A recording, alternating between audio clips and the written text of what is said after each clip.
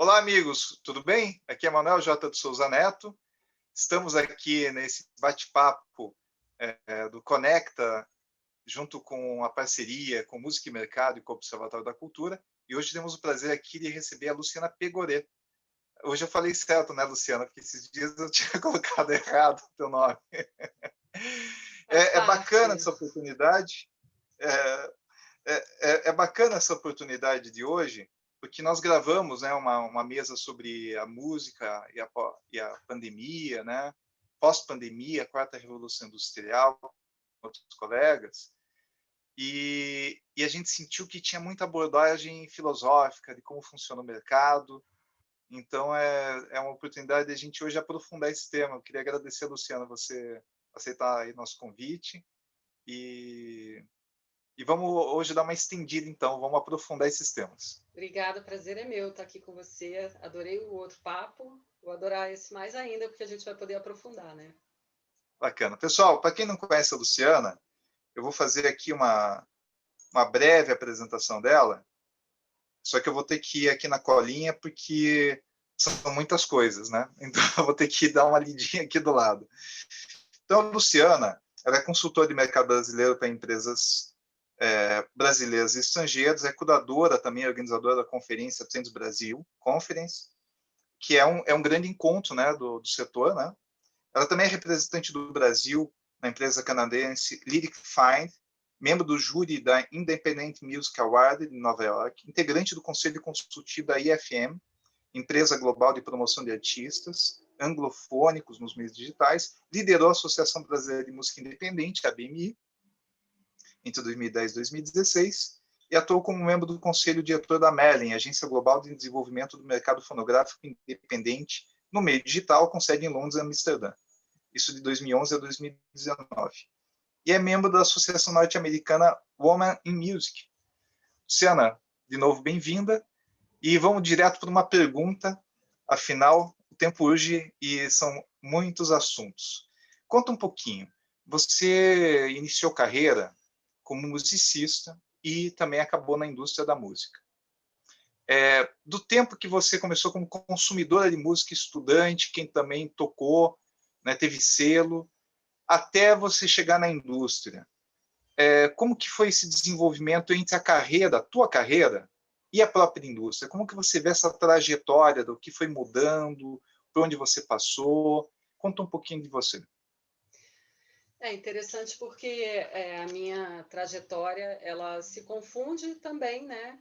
Que eu peguei todos os momentos disruptivos da indústria da música num período muito curto, né? Esse meu período de trajetória de profissão, né? Então, eu venho de um lar muito musical, não que meus pais tocassem, mas o meu pai é um apaixonado por música, artes de todo tipo. Então, em casa, a gente sempre ouviu muito música clássica, chorinho, MPB toda. Eu sei aquelas músicas da década de 70, lá de Chico Buarque, Elis Regina, Milton Nascimento, eu sei tudo de cor, com solos e tudo, né?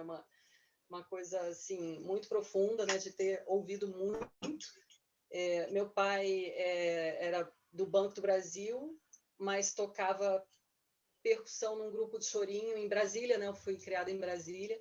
Então, ele tinha muito convívio com artistas que iam a Brasília, né? O grupo de choro dele era uma referência, inclusive o Reco, que é o presidente do Clube do Choro em Brasília, era um dos integrantes na fase final. Então, era um grupo muito conceituado.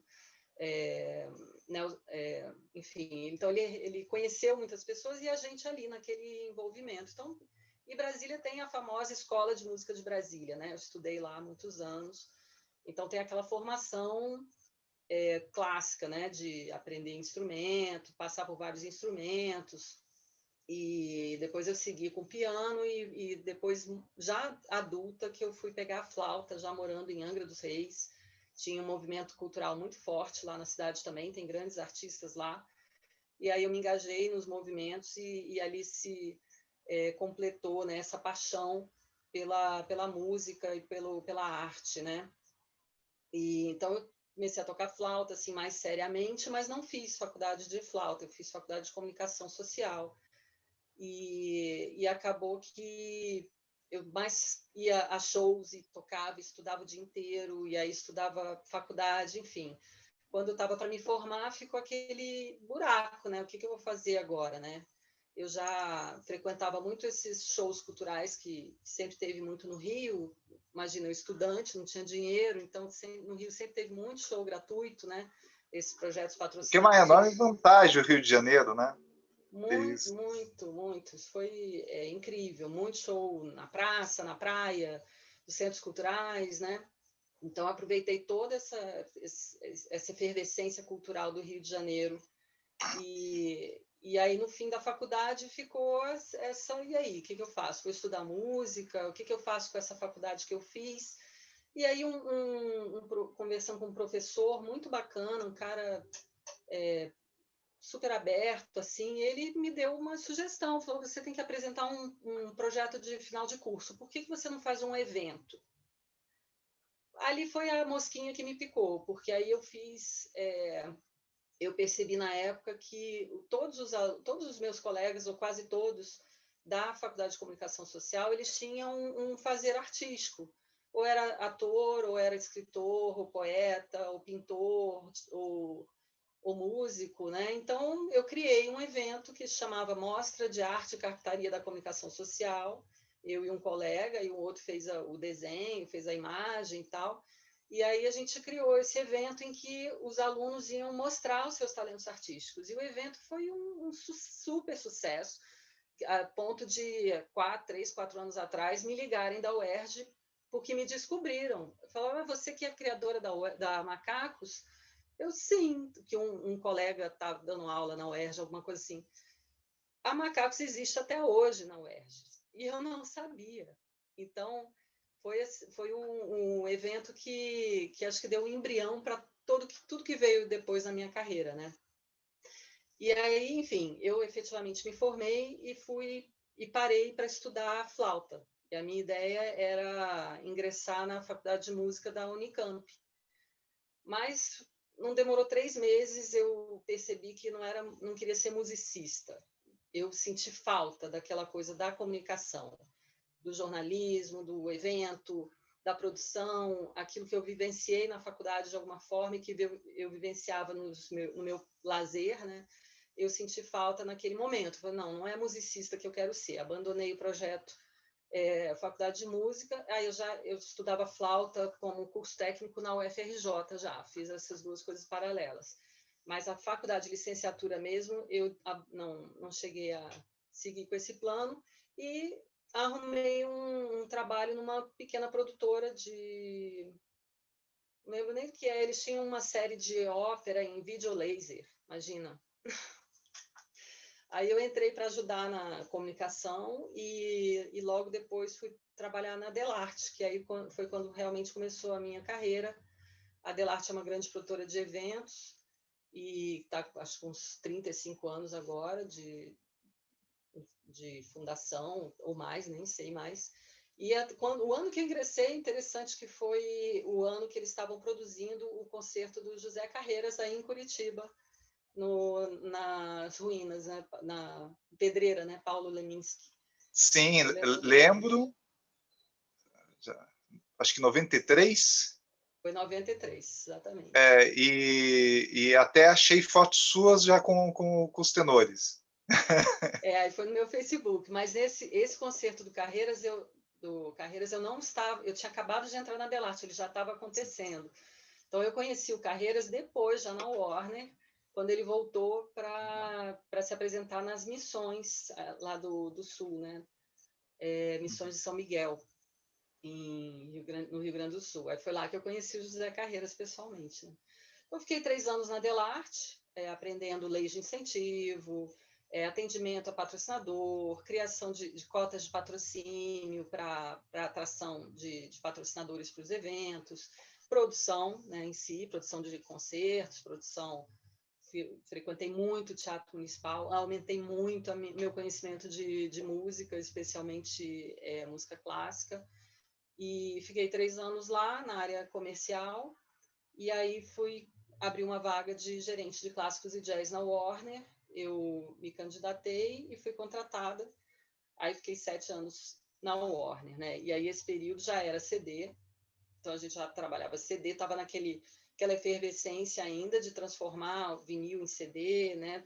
E aquelas compilações de catálogo, né? Foi uma fase que ainda era muito rica da indústria, e muitas festas, né? Todo aquele glamour, prêmios e tal, isso tudo já existia. Mas eu, como era música clássica, eu era a rabeira, né? Assim, não tinha atenção da empresa para o meu departamento. Então, eu meio que foi ótimo para mim, porque eu tive que aprender de A a Z como fazer produção fonográfica. Então, eu frequentava a fábrica para ver como era o processo, eu conversava com os lojistas, com os balconistas de loja, fazia treinamento dos vendedores, né? Eu não tinha o suporte da empresa para esse tipo de aprofundamento no catálogo clássico e jazz, né? Então foi aí que eu aprendi muito e criei muitas conexões com as lojas, que depois de 7 anos, quando eu saí da Warner e fui montar a minha empresa, eu juntei isso tudo, toda a experiência de produção de eventos, lei de incentivo, captação de patrocínio, com a parte fonográfica, que eu sabia também de A a Z, conhecia as fábricas, conhecia os vendedores, os lojistas, os donos das lojas, todo o processo de distribuição eu conhecia, e tinha o respeito dessas pessoas, né? Então já tinha um network formado nesse aspecto.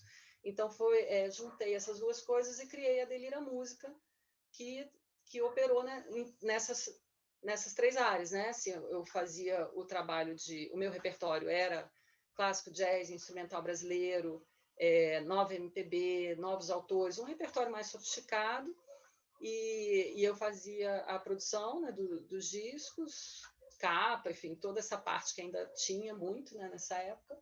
E, em paralelo, parte desse casting que eu tinha me servia também de fonte de inspiração para a criação de projetos culturais.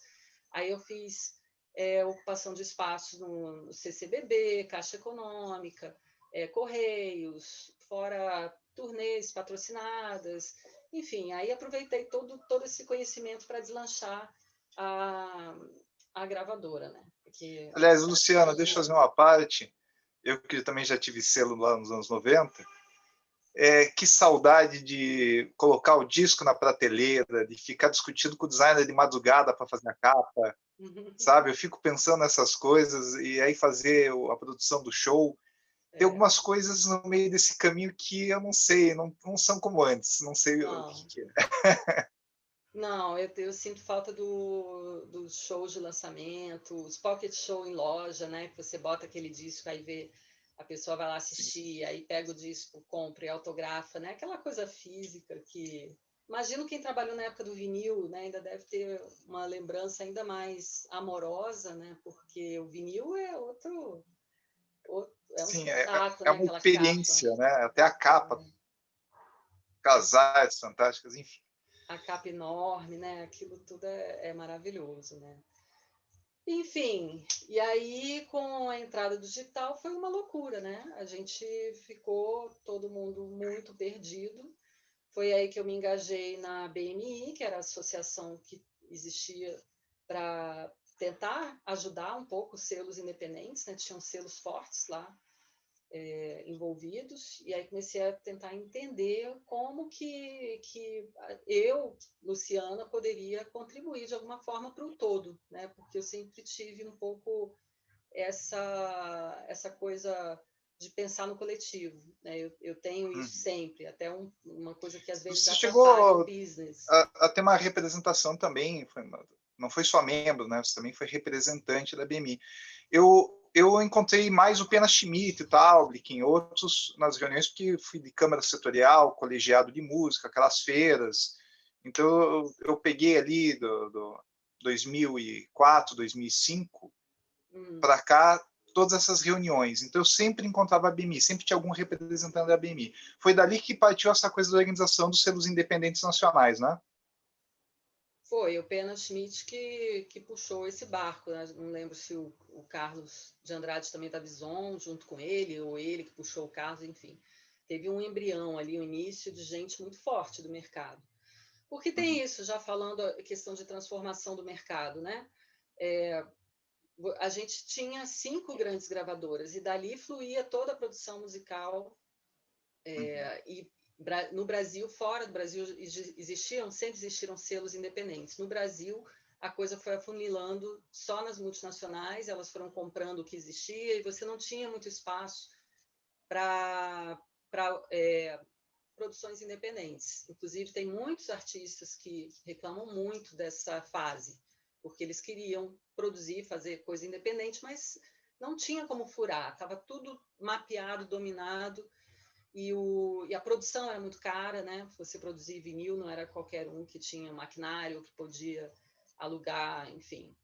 Então, você tinha esse funil muito apertado, né? 5 empresas só, e, apesar, elas produziam muito, mas mesmo assim, se você visse a quantidade de potencial produtivo que o Brasil sempre teve, imagina quanta coisa se perdeu, né? Então, quando aconteceu a crise, e aí é que é aquela situação, né? Crise A é crise está falando oportunidade. pós-Napster.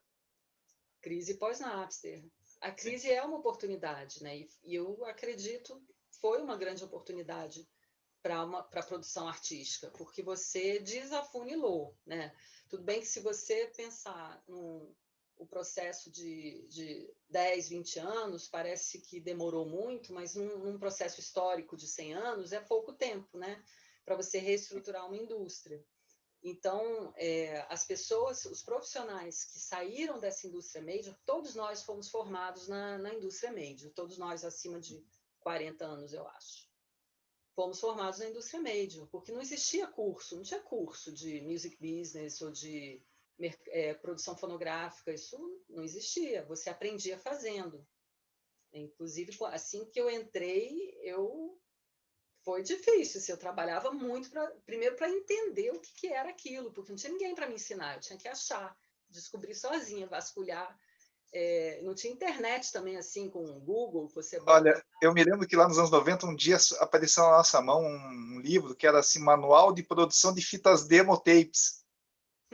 A gente ficou assim maravilhado, nossa, alguém perdeu tempo para escrever isso. Daí a gente ficou devorando aquilo para poder gravar as bandas, né, levar para o estúdio e tal, e fazer todo o processo assim, de forma independente, né? Então, era uma coisa, por exemplo, produção de vinil, um disco de uma editora francesa, um livro, aliás, de uma editora francesa que eu consegui, era uma coisa raríssima. Né? Tipo, era a única cópia aqui no Paraná. Eu tive que fazer xerox para deixar na biblioteca da universidade no curso de música, porque ninguém nunca tinha visto o livro. Hoje você dá um Google e você acha um monte de tutorial para fazer qualquer coisa, né? Então, melhorou muita coisa, né? Assim, o pessoal reclama, mas se você olhar o processo histórico, muita coisa melhorou. Claro que muita coisa piorou, mas se você pensar... Bom, aí voltando, né? Assim, nós saímos, todos nós acima de 40 que trabalhamos nessa indústria, fomos formados pela própria indústria. Não existia curso, nada disso. Isso é muito recente. E hoje tem muito, mas é muito recente. Então, as pessoas saíram da indústria fonográfica e criaram as suas empresas. Daí que surgiu o mercado independente. Então, essas pequenas empresas como a minha, né, saí da indústria, acabou o departamento de clássico e jazz, eu não tinha mais esse repertório para cuidar na empresa. Então, tinha que fazer outra coisa, ou montar a minha própria empresa. E assim como eu, várias pessoas. E aí sim foi o Pena Schmidt, o Carlão já era engenheiro de áudio, mas, enfim, criou a Bison. E aí todo mundo, Biscoito Fino, veio todo mundo nessa Ali esteira, chegou né? a ter mais de 100 gravadoras independentes, né? Teve bem mais de 100. E aí ficou, no início, estava todo mundo bem, vendia-se ainda muito disco, e aí depois é que começou a ficar complicado. E eu, como não queria trabalhar repertórios populares, porque meu lance não é ter uma empresa para ganhar dinheiro a qualquer custo, né? Eu tenho esse defeito, eu preciso gostar do que eu estou fazendo. Então, assim... Ou seja, o repertório, a estética, quem são os artistas, você importa muito. Para mim também. Exatamente. Para mim importa demais. Eu não saberia estar num departamento nacional de uma gravadora trabalhando qualquer coisa. Eu eu prefiro trabalhar o que eu gosto, o que me dá prazer, né, de ouvir. Então, não, enfim, não tinha outro caminho, era esse. Então, quando entrou o digital, você imagina, se hoje esse repertório está começando a crescer, há 15 anos atrás ele não era nada no digital, então não tinha como trabalhar esse repertório no digital. E, ao mesmo tempo, as políticas de descentralização de verbas governamentais, porque eram as produtoras muito concentradas no Rio e São Paulo, então era só quem pegava Lei Rouanet, projetos públicos, né?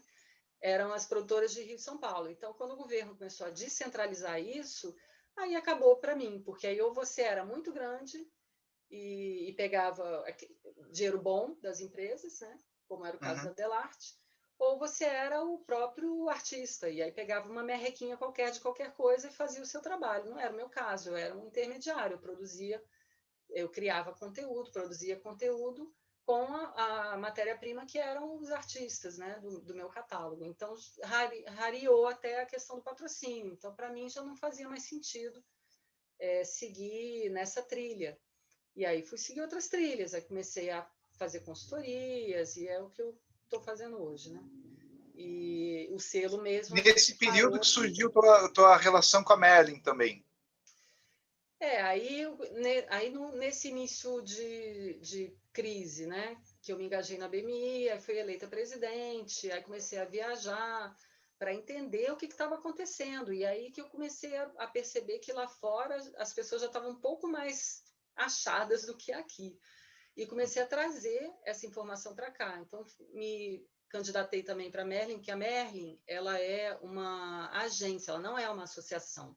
Ela é uma agência privada, cujos donos são selos e distribuidores independentes, não ligados a qualquer empresa major, e que ela cuida de fazer acordos para o grupo. Então, ela senta com o Spotify, com o YouTube, com o Facebook, com o Deezer, com a Amazon, e faz o acordo em nome de um grupo grande, para fortalecer os independentes. Que se você for sozinho, uma gravadora independente, mesmo que grande, for sozinho numa empresa dessas aí, você vai ter um acordo pior do que uma Warner, Universal teria, né?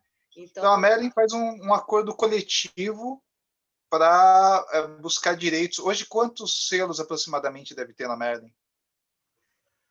a Merlin, tem um número lá no site, mas eles representam uns 20 mil selos, fora Já distribuidores, está em em 20 mil. 63 países, é um número assim, quase todo mundo que E está. representa mais ou menos esses selos juntos, representam da fatia negociada com as grandes plataformas, mais ou menos quanto? A Merlin, esses números não são muito transparentes nem muito claros, mas se falava em 10% de representação do pessoal da Merlin nas plataformas. Mas esse não é número oficial, nem é número que possa estar atualizado, assim, não sei. Certo. Mas a Merlin ela representa selos bem grandes, né? Como Beggars, que é a gravadora da Adele, né? Tem uns selos bem grandes lá. Secret Music Group, tem os grandes todos estão lá. Eles fundaram a Merlin, basicamente, né? E a Merlin é um cargo eletivo. Você sendo associado, você, como membro da comunidade de gravadoras independentes, você se candidata, e aí tem uma eleição. E aí eu fui eleita 4 vezes seguidas. Assim, fiquei 8 anos lá. Bacana. E aí, quando eu encerrei o selo, não fazia mais sentido eu estar lá. Então, eu não me candidatei na última eleição, que foi em 2019. Vamos aproveitar também e falar um pouquinho da Trends Brasil Conferência. Isso é de uns anos para cá. Você também é integrante, né? Uma das organizadoras, é isso? Eu O que é sou, Trends, eu o sou que é a Trends Brasil organizadora. Conferência? Então, aí dentro desse aprendizado, né, de que a informação precisa circular, as pessoas precisam se falar e para o mercado se desenvolver, eu comecei a fazer conferência. E aí fiz três edições da Rio, duas ou três, foram duas edições da Rio Music Buzz, que eu fiz com a BMI e Sebrae. E aí, quando eu saí da BMI, eu criei a Music Trends Brasil, que aí era uma conferência de mercado, não de independente, né? Que com a BMI era uma conferência para os independentes. E essa não, era uma conferência aí já do mercado todo. E ano passado a gente transformou a marca e virou Trends Brasil, para simplificar, que as pessoas chamam de Trends. O evento virou Trends, então Trends Brasil Conference, para simplificar. Mas o espírito sempre foi esse, de fazer a informação circular, fazer as pessoas se falarem, debaterem as questões do mercado, se encontrarem anualmente e se capacitarem, né? Porque o mercado de hoje é muito veloz, você tem uma plataforma surgindo todos os dias, então você tem que estar aprendendo o que está acontecendo, e aí conhecendo as melhores práticas, aí a gente reúne tudo num lugar só. Então você pega o que rolou esse ano que foi legal em termos de marketing, você bota lá, o que teve de atualização das plataformas, você põe lá, como é que está a legislação, o que está se pensando em termos de aprimoramento de legislação, coloca lá, quais são as brigas, quais são os buracos, quais são as queixas, e você põe tudo lá para as pessoas conversarem, né, do mercado. Então, é um grande encontro do mercado, em que você tem os debates, e aí os debates são sempre com top executivos do mercado, né, que estão trazendo a sua visão, né, a sua experiência. Você tem os workshops, que são treinamentos, ou insights, ou palestras, né, mas geralmente treinamentos, em que participam todas as plataformas, né, vão lá, desde o do Twitter, TikTok, Amazon, Facebook, né, Instagram, enfim, toda a turma, Spotify, Deezer, todo mundo vai lá para treinar o pessoal a usar a ferramenta, as melhores práticas, e todo ano isso se renova, né, porque a informação, ela renova, e você vê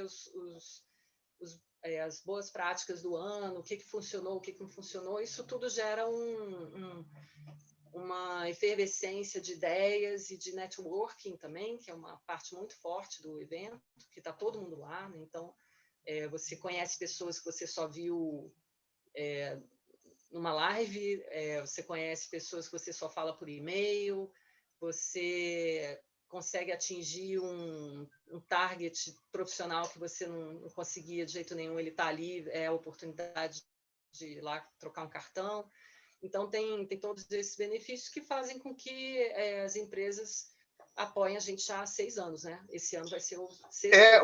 Hoje é o encontro do setor, né? Eu queria te fazer uma pergunta sobre isso, aproveitando, falando um pouco, uma mensagem um pouco mais para quem está nos assistindo. Muita gente da área da música diz o seguinte: antigamente tinha uma gravadora, a gente sabia o que era uma gravadora, e tinha a editora antes, mas depois mudou as regras, né? Então as gravadoras passaram a ter editoras. E aí passou também um período em que existia um estúdio.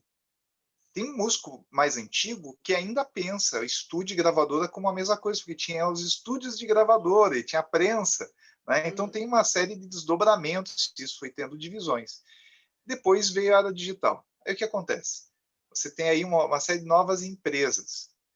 Hoje, vocês que recebem esse setor todo, você consegue diferenciar para quem está nos assistindo quais são os principais segmentos hoje do mercado, porque ele não é mais apenas editora, gravadora, estúdio, e por aí vai. Né? Nós temos hoje agregadores, tem as empresas que fazem justamente só mapeamento, fazem o match do que está tocando, aonde, quanto que tem para receber, né? Tem o marketing 360, por aí vai. Quais são os principais segmentos e para que serve isso hoje, só para o pessoal não ficar boiando muito? Tá. São muitos segmentos, né? Então, na área de... Então, vamos separar em direitos, produção de conteúdo e distribuição. Vou pensar assim. Então, dentro da área de direitos, você pode trabalhar numa editora. E o que faz a editora? Ela controla a distribuição e a arrecadação do autor. Então, se você é um autor, você escreve uma música, independente se você canta também, mas você escreve a música, você é autor. você edita a sua música numa editora e essa editora vai trabalhar a sua música, vai tentar botar em novela, em filme, em, sei lá, qualquer tipo de audiovisual. Ela vai liberar a sua obra ou não para certos usos. Então, ela vai ser a fonte de consulta. Uma pessoa quer gravar a sua música para um artista quer gravar a sua música, ou um produtor de TV quer usar aquela música. Então, ele procura a editora, e a editora cobra por aquele uso. E a editora tem a experiência disso, né? Por isso, a importância de ter uma editora. Ela tem os parâmetros. Você sozinho, se você é um autor sozinho, primeiro é mais difícil de achar. Depois que o cara te acha, você não tem um contrato formatado. Você vai ter que receber o contrato do cara. Você não sabe que valor cobrar. Vai ter que sair ligando para pessoas para tentar achar quanto que eu cobro, né? Então, o papel da editora é esse, tirar essa dor de cabeça das suas costas, e ela fica com um percentual geralmente hoje em dia acho que é 15%, já foi 25%, já reduziu, e ela cuida também da arrecadação dos seus direitos no Brasil e no exterior, que não seja execução pública, direito de distribuição. Então, o que toca na rádio já é ECAD, mas o que é arrecadado fora do Brasil, por exemplo, de streaming, enfim, aí já é com a editora. Então, essa parte de direito autoral. E aí tem também o ECAD e as suas associações. Estamos falando de campo de trabalho, né? Então, sim, o ECAD é o Escritório Central de Distribuição e Arrecadação, que é gerido por 7 associações de titulares. Então, essas associações são que cuidam da parte da execução pública. Então, que toca em rádio, que toca em TV, que toca em em ambiente de shopping center, restaurante, né? A arrecadação é feita pelo públicos ECAD. em geral. Isso aí. Então, essa parte de direitos. Aí você tem a parte de produção de conteúdo, que aí também são vários. Você tem os selos, escritório artístico também já cuida disso. Tem muita gente optando por não ter um selo ou não estar dentro de uma multinacional. Eles fazem distribuição com um distribuidor e tem o seu próprio escritório, então tem sua equipe e distribui via um distribuidor. Nossa, é muita coisa, muito confuso. Espera aí. Deixa eu tentar melhorar. Ser um gráficozinho é difícil, né? Então, bom, nessa parte tem as distribuidoras que chamam também de agregador. É a mesma coisa, né? Agrega conteúdo e distribui conteúdo. Então, chamar de distribuidor ou agregador é a mesma coisa. Aí você tem... Esse é o que sobe na plataforma. Ele tem um contrato com o artista, cria lá o código e coloca a música dentro do Spotify, do Deezer e por aí vai. Esse é o que faz esse trabalho. Os selos, as gravadoras também fazem esse trabalho. Só que as gravadoras agregam também o trabalho de promoção e marketing. O distribuidor geralmente não, cuida só mesmo de entregar o conteúdo e tem algumas ferramentas que te auxiliam a você próprio fazer a sua promoção. Mas são funções diferentes. Então, os agregadores, os distribuidores, tem vários no Brasil, né? Tem CD Baby, OneRPM, The Orchard. Então, daria para dizer que a gente tem hoje uma certa nuvem de fatias de serviços que os agregadores fazem parecido, ora com a editora, mas difere em alguns aspectos, ora com a gravadora. Dá para dizer que tem uma certa sobreposição de funções e é por isso que as pessoas ficam meio confusas? Mas a diferença é a escala, né? O distribuidor ele trabalha com escala, então ele precisa ter milhares de artistas distribuídos. A editora não vai pegar milhares de autores e a gravadora também não vai pegar milhares de artistas. Então, a distribuidora é uma solução para atender mais gente, porque as plataformas elas aceitam uma quantidade infinita, ou pelo menos indeterminada, de produtos. Mas as gravadoras que existem ou selos mesmo, ou produtores, são finitos, né? Um produtor, ele tem que decidir qual artista ele vai trabalhar. O distribuidor não tem que fazer essa escolha. Ele pode pegar todos, é aberto, uma plataforma aberta, você entra lá, se cadastra e sai distribuindo, é tudo automático, então não tem essa relação de atendimento pessoal, por isso eles podem ter ganho de escala. E aí, obviamente, que eles têm serviços agregados. Então, se você pega você tem lá 10 mil artistas distribuídos, 100 estão indo muito bem, você puxa aqueles para conversar, e aí faz um trabalho diferenciado, aí consegue um destaque numa playlist, faz um trabalho um pouco mais personalizado. Mas a diferença é essa, o distribuidor não tem esse compromisso de trabalhar o marketing, promoção e outros serviços de todos os artistas que ele distribui. Bacana. Eu sei que o mapa é maior, mas é que se a gente for fazer a linha lá do Prestes, de cadeia produtiva, a gente fica uma hora só para desenhar aquele gráfico que ele explica, né? Então vamos para outro assunto. Só para ver assim, quem frequenta o Trends já te dá uma boa ideia do tamanho, de variedade de caminhos que você, como um interessado em entrar nesse mercado, pode seguir. Né? Ali a gente tem, vamos lá, da base, que é o músico, o artista, o produtor e a pessoa ligada a esse grupo. Você tem pessoal de mídias digitais, que também é uma especialidade, você saber trabalhar rede social, mídias digitais é uma especialidade hoje em dia. Cada vez mais, né? A própria assessoria de imprensa mudou o foco, que imprensa não tem mais, né? Não tem mais jornalista especializado, então você trabalha mesmo rede social e mídia online, então a própria assessoria de imprensa migrou para esse tipo de serviço. Aí você tem escritórios de advocacia ligados ao direito autoral, inúmeros. Você tem as associações de gestão coletiva, você tem todo tipo de associação ligada ao setor da música, o ECAD, gravadoras, distribuidoras, as editoras, o pessoal do audiovisual também trabalha com música, então você tem músicos que criam e gravam para audiovisual. E agora o audiovisual dividindo já com games, né? Games, filmes, séries de TV, isso tudo é um mercado bastante aquecido em que o nosso setor se interage. Inclusive profissionais do nosso setor, engenheiros de som, arranjadores, músicos, interagem com esse setor do audiovisual que é bastante ativo também. E fora toda a parte de tecnologia, que aí já é as plataformas de streaming, as plataformas de rede social,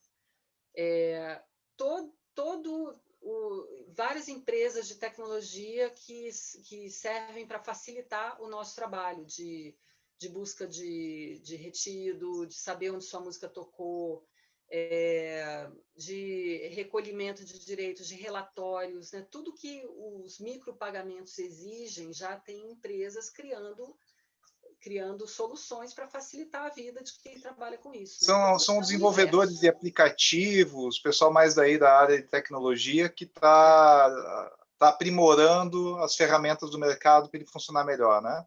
Isso, e agora já tem até gente falando de mercado de ações com conteúdo musical. Então, é uma infinidade de novos serviços surgindo para atender esse mercado.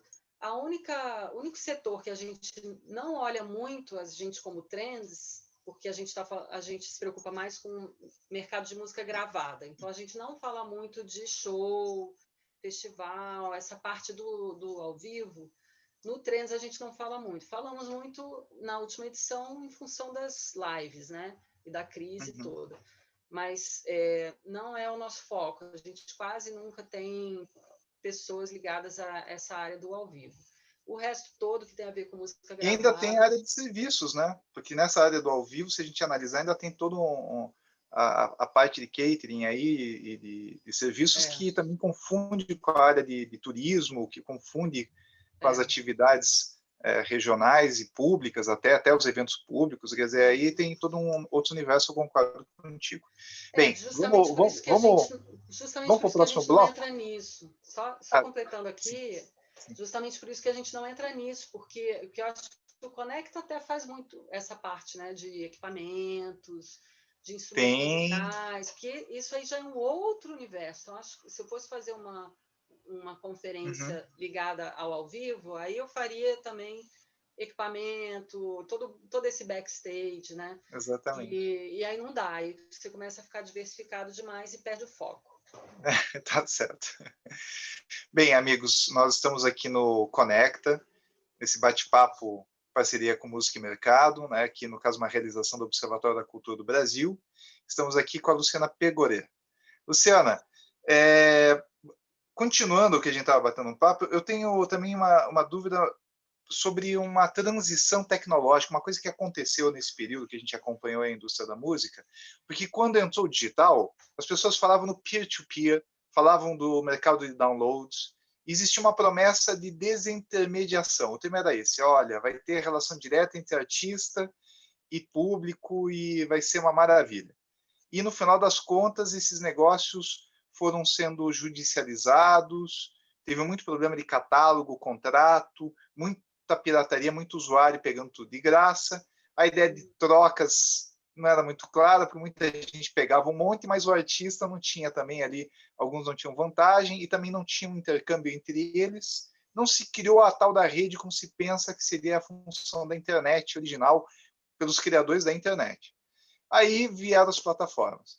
Então, o que acontece? Veio aí Deezer, Pandora, SoundCloud, Spotify, Vivo, tem YouTube, tem plataformas até da China agora bombando, né? Então, o que mudou, né? Como que mudou essa relação do que se pensava que seria, tanto para a indústria, quanto para o consumidor, quanto para o artista? Então, quando toda criação humana, inovação humana, ela parte de uma ideia, uma tese, pode-se dizer. Então, qual era a tese? Queremos tirar os intermediários, vamos criar uma tecnologia em que todo mundo possa se falar uns com os outros sem esses intermediários. Aí, geralmente, as primeiras empresas que surgem com esse pensamento, elas são só um trampolim para alguma outra coisa, porque geralmente nunca é exatamente aquela solução que você pensou para resolver a situação que você está querendo resolver. Por quê? Porque você não tem todos os elementos ali para trabalhar. Você tem só uma ideia. Você quer chegar num ponto, esse ponto não existe existe na imaginação de alguns, mas ele materialmente ele não tem condições tecnológicas ainda para que ele possa existir. Então, esse processo veio caminhando para acontecer o que acontece hoje, que no fim, se você pensar, o artista fala direto com o fã, concorda? O artista Fala direto com o fã, pelas redes sociais. fala, de alguma No maneira fim, a gente fala. chegou em algum ponto. Ele só não faz o negócio diretamente, porque tem as plataformas no meio, tem agregador, tem outras empresas.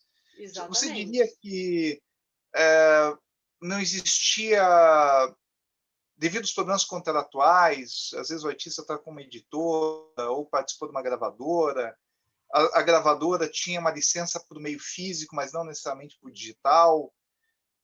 Dá para dizer que ocorreu uma insegurança jurídica inicial, além do problema tecnológico, que aqueles modelos não prevaleceram e acabou se criando novas soluções, justamente porque as condições prometidas daquele período não eram realizáveis? Seria isso?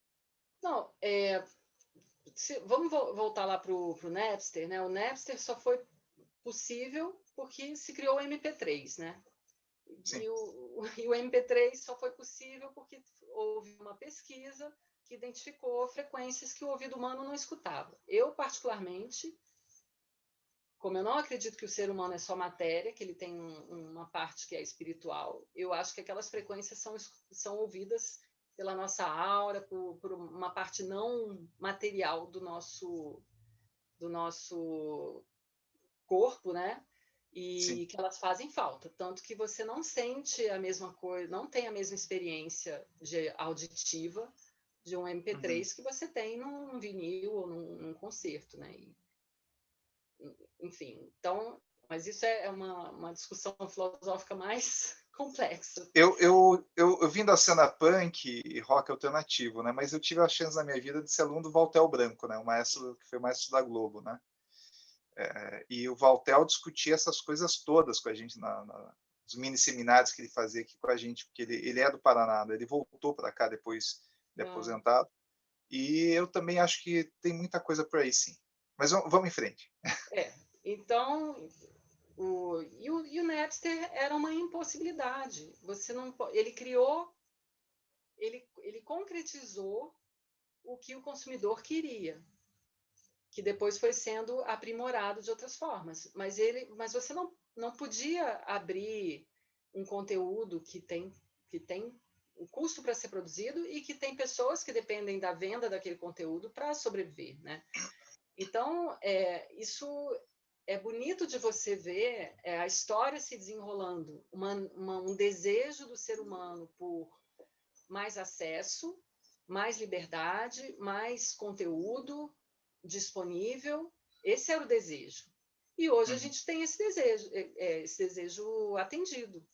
Então, precisou de um processo de 20 anos de rupturas, de processos, de desenvolvimento de tecnologia, de passar Uhum. do download para o streaming, até você chegar num modelo que é o que a gente tem hoje. Aí estou falando em termos de consumo, tá? Daqui a pouco a gente chega na questão dos pagamentos. Tá. Em termos de consumo, o consumidor tem hoje o que ele pediu lá atrás.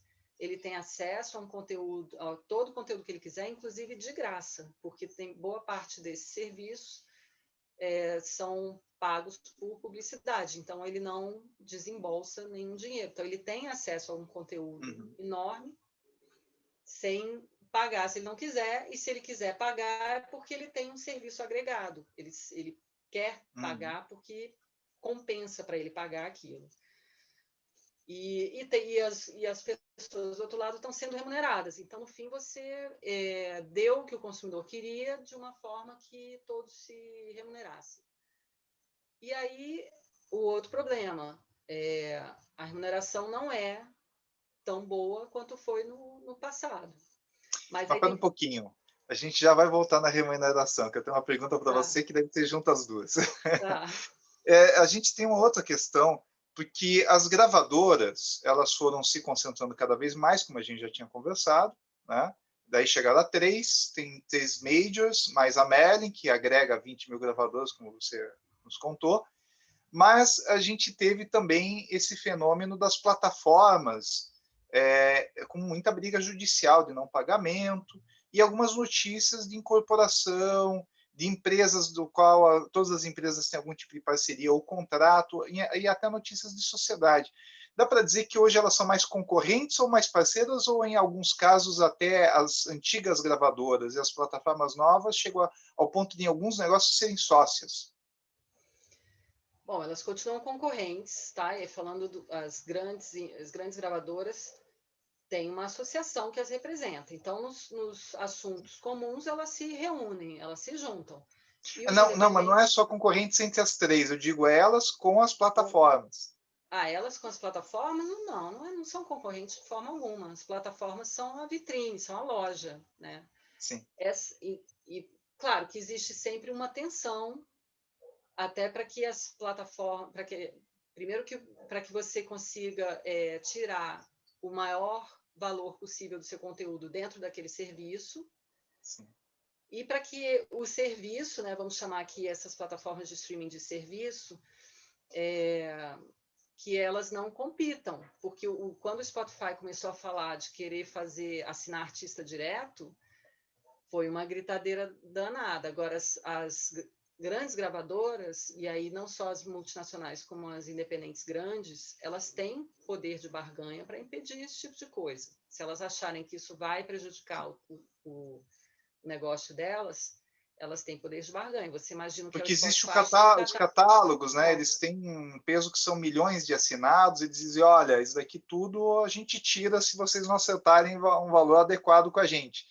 Mas esse nível de contrato, ele chega ao ponto, em alguns casos, se tem notícias de que algumas das empresas, ou empresas agregadoras, ou das plataformas, já existe até sociedade, ou isso é mais boato? Não, Entre plataforma e majors. O Spotify, ele lançou com compra de ação das majors e da Merlin. A Merlin tinha, assim que o Spotify lançou, parte do acordo de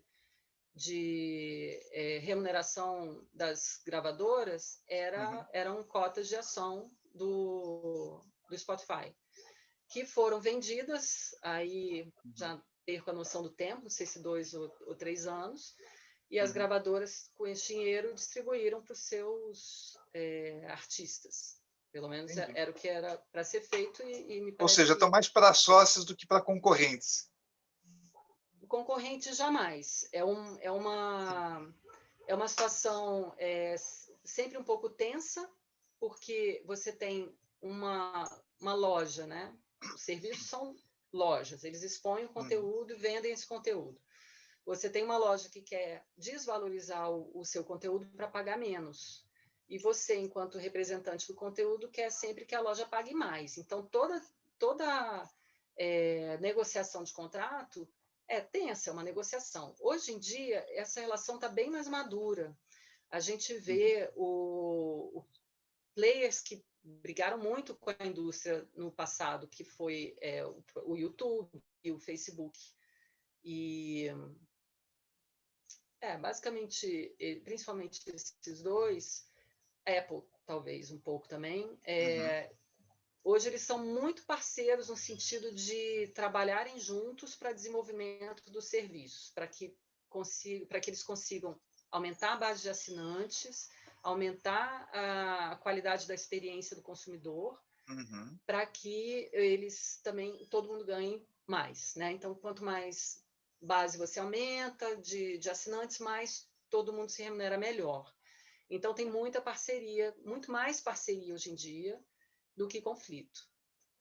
2010 foi aquele ano que explodiu ações e ameaças bilionárias, e depois a turma se assentou. Teve uma dificuldade grande com o YouTube, nessa época aí, 2010, que foi resolvida posteriormente, mas depois de muita briga, muita pressão. Hoje em dia, a relação está ótima. Inclusive, ano passado, o YouTube arrebentou. Assim, se não fosse a presteza de desenvolvimento tecnológico do YouTube para segurar aquelas lives todas que aconteceram, não teria sido o sucesso que foi. E aquele conjunto de lives lá, de milhões de visualizações ao mesmo tempo. Então, foram realmente bons parceiros da indústria nesse caso. Bacana. Complementando a isso, esse mercado antigamente era o fonograma. Hoje em dia são os dados dos usuários e os catálogos. Então, o pessoal fala de data marketing, fala de plataforma economy, como a gente discutiu com o Fábio naquele último debate. Então, tem a economia das plataformas e tem a economia dos dados. Então, o Big Data, que são as fichas e os perfis dos usuários, né, os algoritmos e os bots que garantem também a distribuição de uma forma direcional para cada perfil, toda essa tecnologia que foi desenvolvida nos últimos anos, seria isso hoje em dia o negócio? O negócio não é mais só o fonograma, mas esse Big Data que se criou com as novas tecnologias, é isso que garante o monopólio, até porque são poucas empresas, porque voltou a ter uma reconcentração. Se tem muitos selos independentes, são poucas plataformas que detêm dados de usuários e contratos de catálogo. Então, hoje é o Big Data que manda? Olha, o negócio das gravadoras é música. Assim, Sim. eles, a preocupação é com o fonograma. E os dados são uma parte fundamental desse negócio, porque é dali que você consegue extrair o melhor do seu catálogo. É isso falando pelo lado das gravadoras. As Big Techs, aí sim, o negócio delas é dados, né? Que elas colhem dados de consumidor, colhem dados de interesse por X ou Y artista, né? Então, enfim, acho que é o grande problema da música, e por isso a gente não pode perder uma empresa como Spotify ou Deezer jamais, é que a maioria das Big Techs, o negócio delas não é música, é tudo menos música. A música é só o chamariz de consumidor para Claro. lá para dentro. Então, isso é um grande problema, porque antes você tinha lojas que vendiam música, né? Vendiam produtos musicais, discos. Inclusive bons vendedores. Eu vou falar um exemplo aqui em Curitiba, talvez você se lembrasse, na época que vocês distribuíam, tinha o Savarin. O Savarin Sim. colocava coisa de qualidade na loja. Né? Tinha, por exemplo, a Temptation, do amigo meu Odilon, que você tinha lá discos independentes bacanas. Né? Então você sempre teve pelo Brasil, pelo mundo, né? O tal do lojista, tem o lojista que vende de tudo. Tem o que vende tudo, mas que gosta do produto. Então ele seleciona, ele destaca, ele é especializado em produtos de qualidade, né? E isso não existe mais, né? Isso fez a música, né? Hoje em dia a música veio perdendo o interesse profundo das pessoas, porque você vê, tem muita gente escutando música hoje, talvez mais gente escutando música do que se escutava antes, mais gente podendo ter um serviço, assinar um serviço e ouvir música e tal, mas aquela fidelidade que existia, aquela paixão pela audição, né, para curtir um artista, curtir um álbum, isso aí está cada vez menos relevante na vida das pessoas, né? E isso tem vários motivos, né? Um deles, na minha concepção, é a qualidade de áudio, porque a gente precisa vibrar. Se você não vibra com o som, você passa batido, você sai passando faixa, né? A outra coisa é você não ter um álbum conceitual. Você fica lançando faixas, né? Lança uma faixa aqui, outra faixa ali. Então, aí muda completamente o conceito. Como é que você lança um artista hoje? Não é o álbum, você tem que criar fazer uma historinha para o artista. Ele tem que se vender como uma pessoa, o que ele faz, como ele é, quais as causas que ele defende. Então você vende o artista não só pela música que ele faz, mas porque no fim você tem que contar uma história de alguma forma. Você está contando a história o com o ouvinte álbum. de álbum, ele teve uma formação no vinil. Né? É raro realmente o público mais novo que consegue entender a importância da construção de um artista, da sua obra, para além de fragmentos. Pois é. Então é Luciana... diferente, assim, vou dizer que vou parecer saudosista e tal. Hoje o mundo é diferente, o consumo de música é diferente. Agora que se a gente corre o risco de ter cada vez menos consumidor para a música virar acompanhamento o tempo inteiro, esse é um risco que a gente corre por vários aspectos, né? Tem esses mercadológicos também e tem outros de própria formação de base cultural. As pessoas não tocam mais instrumentos, não tem mais essa formação. Então você vai perdendo a É que nem o paixão por ruído aquilo branco, também. né? É que nem o ruído branco. Tem lá um DJ programa lá uma mesma batida, solta um instrumental modificado de várias faixas e coloca na internet ali para o pessoal ficar estudando. Eu vejo, eu já testei para ouvir, para tentar entender aquilo e é muito ruim. Né? E a gente vê aí pré-adolescente estuda a tarde inteira com aquele barulho na cabeça, porque eu chamo aquilo de barulho, é ruído branco mesmo. Se você Luciana, for estudar neurociência, comente. você vai ver. Se for estudar neurociência, você vai ver o mal que ruído faz para o cérebro da pessoa. Isso certamente está atrapalhando a pessoa a estudar. Não, a cognição e o humor. Eu acho que isso afeta até a política. Eu que sou cientista político, eu estudo musicologia, mas tenho formação em ciência política, eu analiso que isso afeta os humores sociais. Tem coisas maiores aí acontecendo. Eu tenho uma dúvida aqui relacionada ainda a esses agregadores. Eu fico achando estranho porque, por exemplo, um Spotify ele aponta, olha, a gente confia mais no Distrito Kids, CD Baby, Emo Bands, Record Union, iGroove, tal. Algumas plataformas também apontam. Mas existem muito mais agregadores, né? Existem uma quantidade já grande de empresas nesse sentido. Uhum. Existe algum sentido nessa vantagem de algumas empresas das grandes plataformas em direcionarem? Existe algum tipo de acordo, parceria, sociedades? Por que algumas Não, dessas empresas são mais favorecidas? é confiança, confiança. A empresa trabalha bem porque você está lidando com tecnologia. Qualquer Sim, bug gera um problema gigante.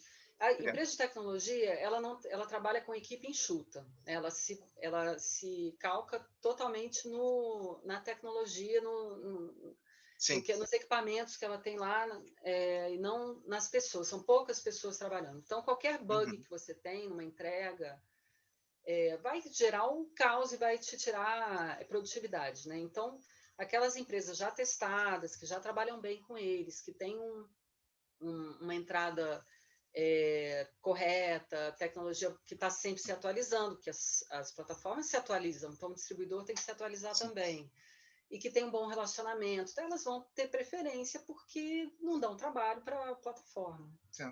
Algumas são empresas novas, né, totalmente novas, mas algumas dessas empresas elas também surgiram no contexto contratual, por exemplo, das majors. Existem agregadores que também são braços de majors ou isso é Sim, separado? com certeza. A The Algumas Orchard são. é uma empresa da Sony. Elas estão, elas podem estar ligadas a alguma.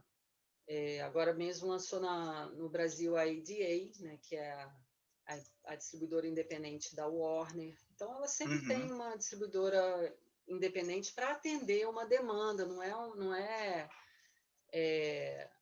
A Som Livre tem a Fluve, né? Então, porque ela não pode absorver todo mundo. Então, para não perder, que aquilo pode ser um Uhum. conteúdo bom no futuro, ela cria um distribuidor independente que vai agregar aquele pessoal e está de olho. Pintou, esse artista aqui está crescendo muito, vamos dar uma olhada nele, puxa para a gravadora. Então, É uma peneira ao mesmo tempo. acaba sendo uma peneira para a gravadora grande. Isso é um bom negócio. E elas já saem de cara com o mesmo acordo que um bom acordo, né? Que a gravadora grande tem, ela Aliás, passa tem, para. tem bons e maus acordos nesse negócio. Eu, por exemplo, eu estava dando uma estudada, não na questão contratual do que você estava falando, eu vou falar de outro assunto. Eu estava dando uma olhada porque tem algumas dessas empresas que cobram uma taxa, inclusive tem anuidade. Então, eu encontrei taxas assim, $19, indo até beirando quase 80 anuidade, dólares. Isso para o Brasil, por exemplo, é bastante dinheiro. E a Uhum, gente sabe que tem em algumas plataformas esse negócio, você tem até 8 dígitos para chegar no dólar de execuções para você uhum. conseguir agregar algum valor. Isso não gera uma simetria, um certo impedimento para artista pequeno? Não é uma coisa assim meio desigual? Porque eu fico pensando o seguinte: você não está meio que pagando para aparecer? Hum. Então, esse ponto é muito importante, eu acho que é o que o artista precisa saber é exatamente isso que você está falando aí, que eu vou explicar agora.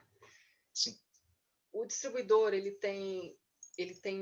você vai achar vários modelos de negócio, do distribuidor para o artista. Os três principais são: você paga uma taxa para ser distribuído, e o que a agregadora arrecadar é seu, é o caso da CD Baby. Uhum. Você não paga nada, você distribui o seu conteúdo e a agregadora fica com um percentual, Uhum. tipo 25%, 30%, aí cada uma tem o seu percentual, caso de uma One RPM, por exemplo. E Uhum. você tem uma entregadora, uma empresa que você paga para entregar o seu conteúdo. Ela só faz Uhum. isso, o resto é você que faz, que é o caso da Fuga, que tem outros Uhum. negócios, mas esse é um deles. Então, ela é só a plataforma de A que entrega, tecnologia ela para sobe em entregar todas o seu as conteúdo. plataformas. Ela sobe e você paga para que ela suba. Então, você, como artista, tem que escolher o melhor negócio para você. Se você já tem você tem um escritório, uma equipe de redes sociais, de mídias sociais, um empresário, sua música rende bem e você não quer estar numa gravadora, para você é melhor ter um esquema de você pagar para subir um álbum e o que você arrecadar é seu. Se você é um artista novo, ninguém te conhece, você está começando um trabalho agora, ainda está bem iniciante, vai para uma distribuidora que não vai te cobrar nada, que vai distribuir, e aí você começa a trabalhar. Quando você tiver remunerando, que ela vai te cobrar um percentual grande do que você vai arrecadar. Mas se você não arrecada quase nada, tanto faz, né? A hora que você estiver arrecadando muito, aí você já tem que pensar num outro modelo. Ou seja, para a gente que está falando agora mais para quem é artista, assim, que ainda está nessa migração de plataformas, a recomendação é leiam as letrinhas pequenas. Com certeza, as pessoas têm que ler. Olha, as pessoas têm que saber o que elas estão assinando, isso é muito importante. Outra coisa muito importante nesse aspecto das distribuidoras, os acordos com os serviços, Spotify, Deezer, Amazon, não sei o quê, não é o mesmo para todo mundo. Uhum. E não é um contrato padrão. É tudo negociado. Tem aqueles que recebem um contrato padrão e tem aqueles que têm uma negociação, que ganha mídia, ganha mínimo garantido, ganha luva. Então, isso acontece no mercado. Então, você tem que, na hora de escolher o seu distribuidor ou a sua gravadora, você tem que pensar nisso. Esse cara está associado ele é independente? Ele está associado à Merlin? Se ele está associado à Merlin, já é a garantia de que você tem um bom acordo, porque a Merlin tem acordos tão bons quanto as 3 maiores Uhum. gravadoras. Ele não está em nenhum esquema, ele não é uma grande, não é a The Orchard que é ligada à Sony, não, que aí tem o acordo da Sony, então tudo bem. Então isso também faz diferença, porque o que você recebe tem 2 abatimentos, né? Um é o acordo que o cara tem, digamos que eu sou Warner, eu recebo 60% do serviço, eu sou um distribuidor pequeno, recebo 30%.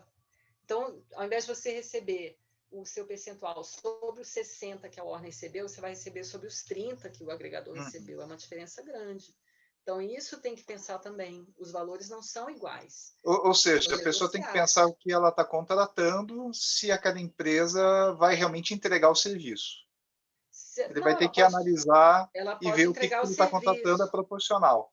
Ela pode entregar o serviço. O que ela pode não ter é um acordo tão bom. Então, você, artista que está numa empresa, e o outro artista que está numa outra empresa, podem receber, pela mesma visualização, valores diferentes, porque os acordos do seu intermediário é diferente.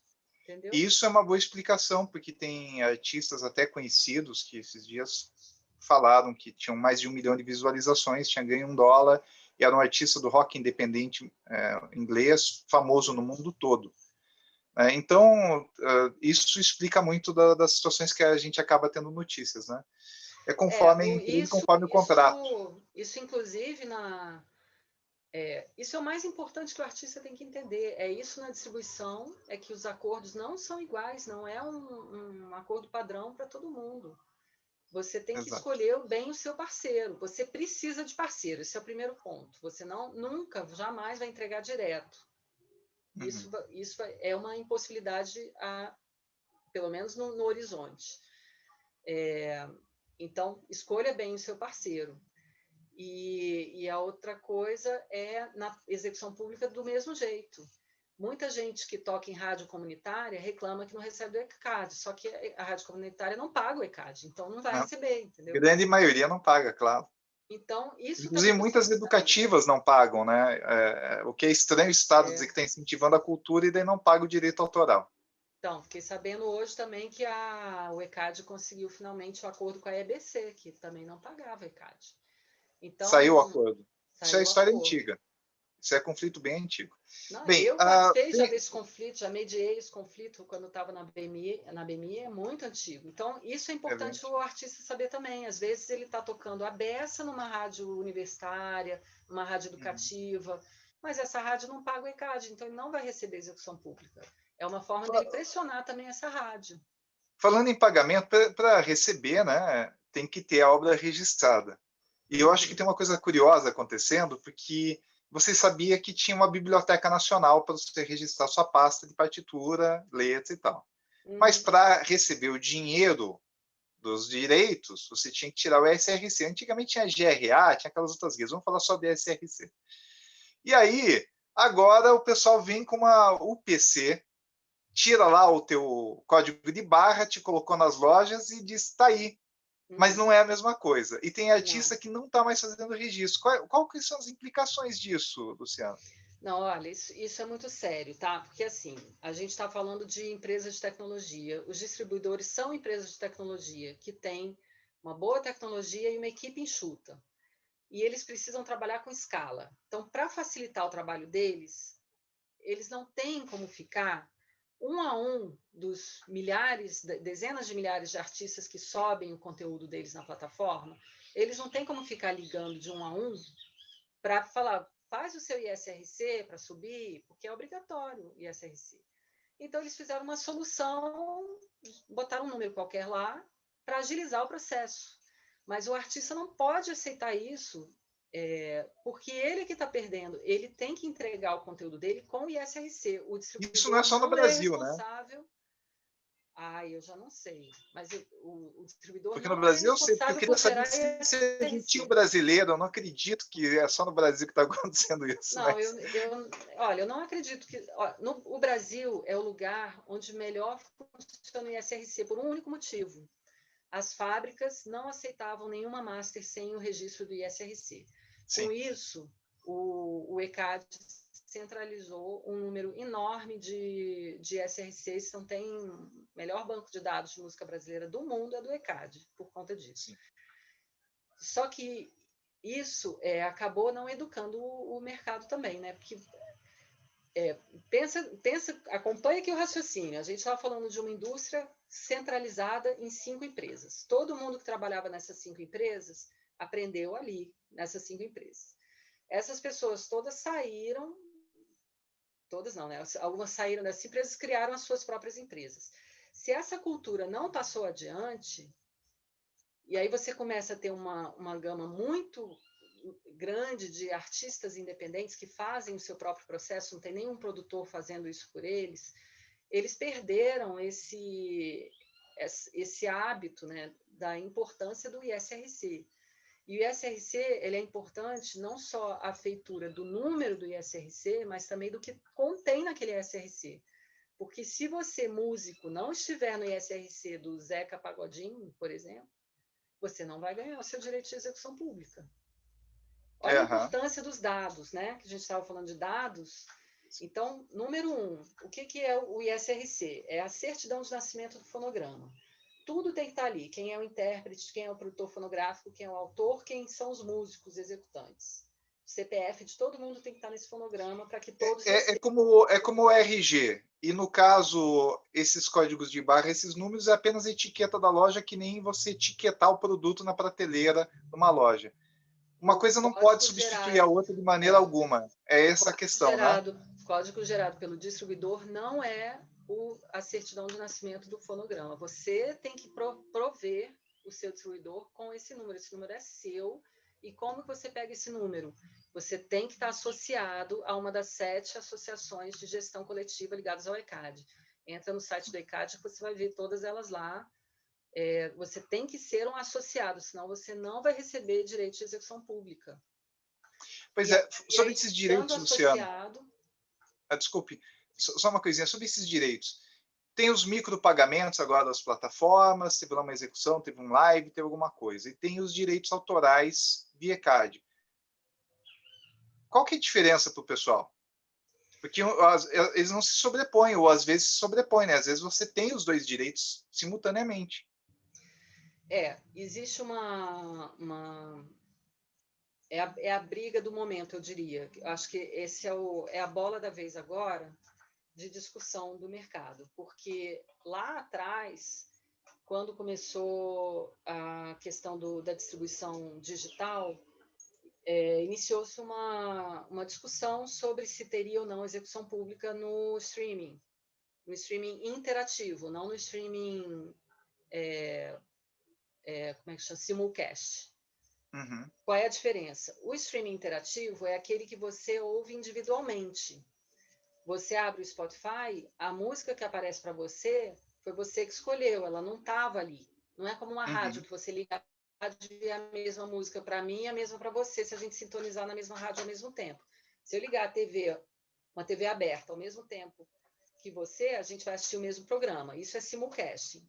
Se eu ligo um dispositivo, né, o Spotify, Deezer ou qualquer um desses, mesmo o YouTube, eu entro lá e clico interativamente numa música ou num vídeo para eu assistir, mesmo que você clique no mesmo vídeo na mesma hora, você vai assistir um ponto diferente do meu, porque a gente está em locais diferentes, tem um delay, enfim. Então, isso é o streaming interativo. As gravadoras não concordaram que existisse execução pública no streaming interativo.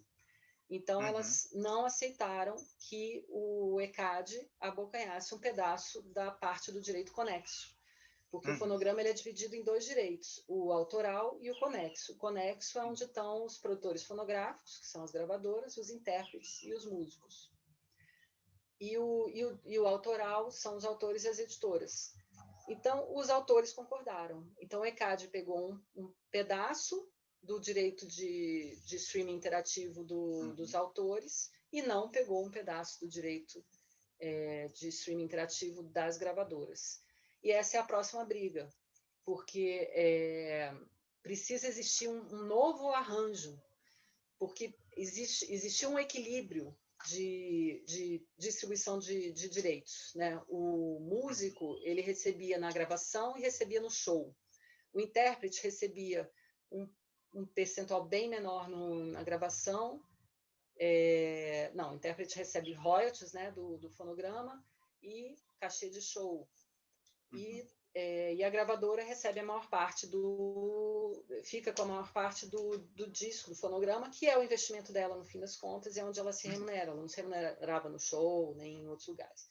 E a execução pública remunera todo mundo, toda a cadeia, com percentuais diferentes, sendo a maior parte para o autor, porque o autor é o único que não recebe cachê de show, não recebe royalty de gravação de disco. Quer dizer, E na execução pública também está live stream, por exemplo. Live stream seria execução pública também. Ou Quando seja, estiver ao vivo, que depois que está sim, gravado, aí já... certo. O artista, então, ele ganha das plataformas. No interativo, ele foi lá, buscou a música para clicar, o público, aí o artista ganha dali. As outras ainda é pelo método tradicional, via direitos autorais. Seria mais ou menos isso? O autor também ganha na distribuição, só que uma parte é distribuída pelo ECAD e não pela editora. No direito de distribuição, quem distribui o recurso é a editora e a gravadora. No direito de execução pública, quem distribui é o ECAD.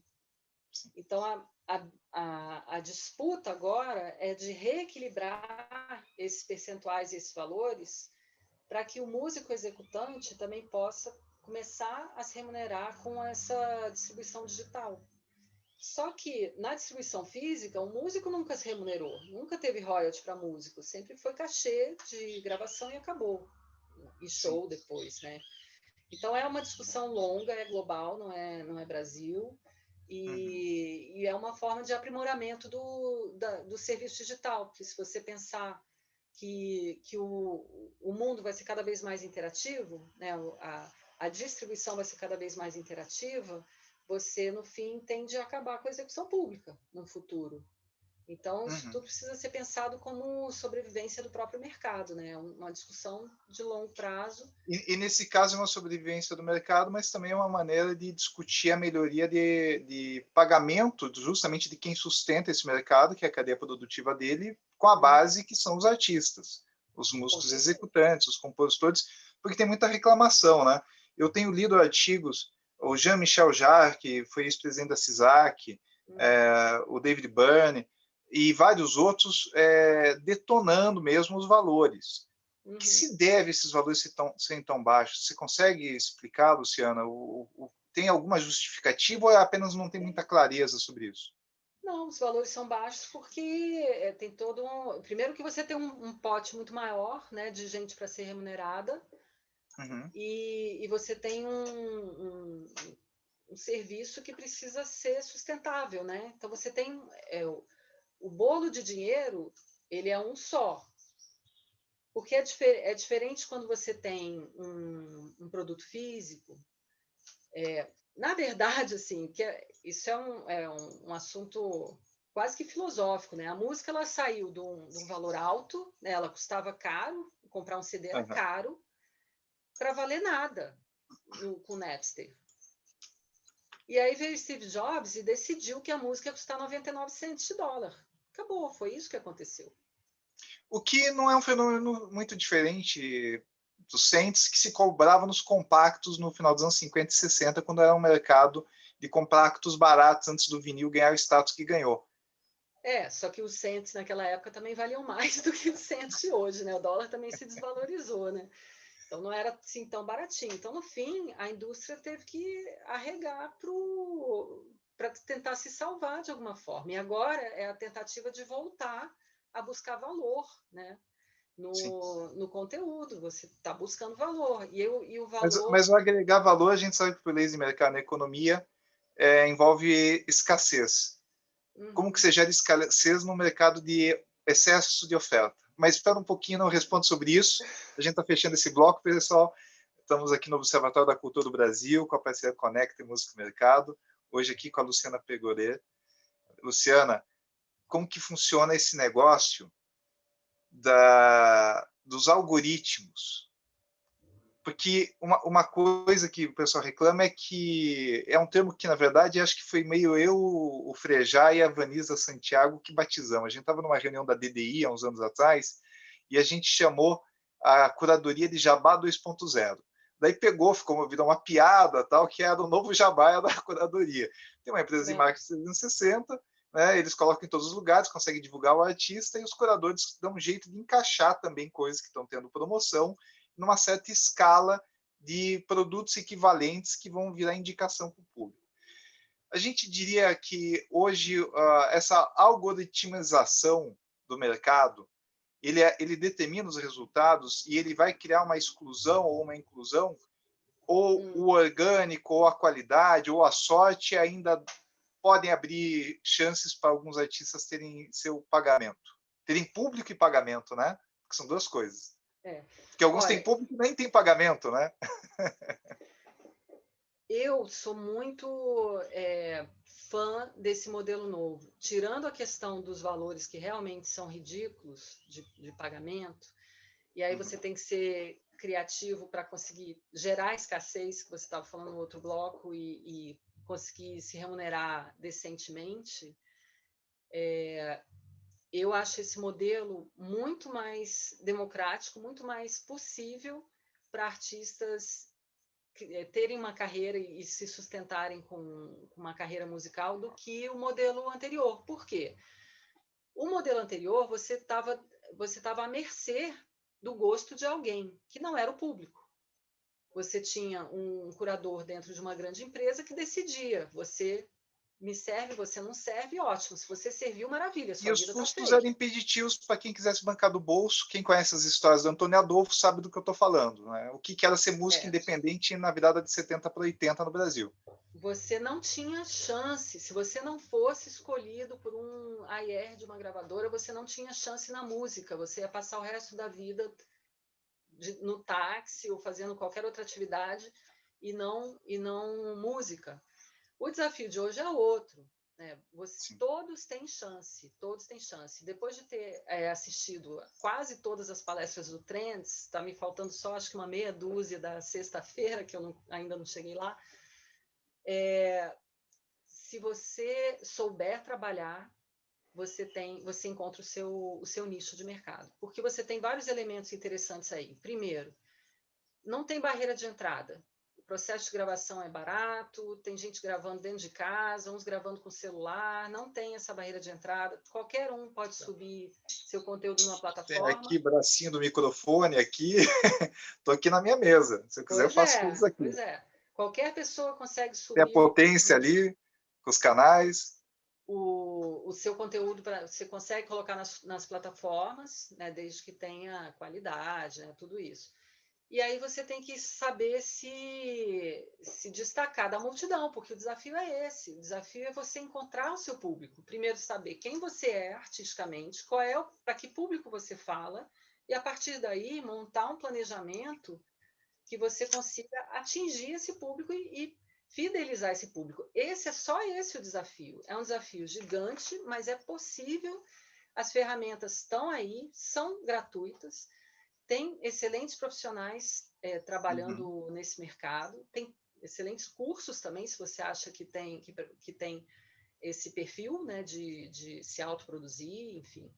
Uhum. Então, hoje, o mercado para um artista, ele é viável para você aparecer. E como que você gera escassez? Depois que você conseguiu criar o seu público, achar o seu público e falar para esse público, você começa a gerar escassez, que vem de um merchandising diferenciado que você vai vender para um público diferenciado, um encontro VIP, Eu acho, Luciana, que a gente consegue fazer isso no nível individual da seleção, mas os preços do mercado tem uma questão de macroeconomia que é mais complicado, e eu, analisando com economistas, eu tenho minhas dúvidas se a gente consegue fazer isso em larga escala para melhora de preços, porque justamente como ficou barato gravar, tem a chamada hiperprodução.